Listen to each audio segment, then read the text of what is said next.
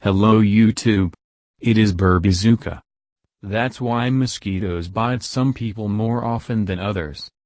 American researchers from the University of Seattle conducted research and found out that mosquitoes react not only to the smell of the human body, but also to how active they are during walks and other activities.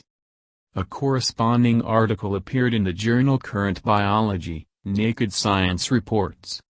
Scientists said that such a strange phenomenon is directly related to the fact that a person at the time of mosquito bites is active or passive. If you are out of town in the company, keep close to those people who enthusiastically say something and do not pay attention to mosquitoes. They are more likely to fly to him, and you will be left alone, explained the author of the study Jeffrey Reifel. In their experiment, scientists first launched mosquitoes into a room with two pieces of cloth hung from the ceiling.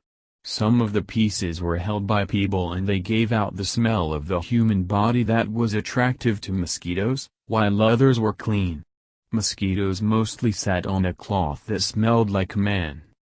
Subsequently, the experiment was repeated, adding mechanics. The fabric with the smell of man was set in motion, and the other was left to hang quietly. In this case, mosquitoes did not prefer a piece of tissue that had a human smell.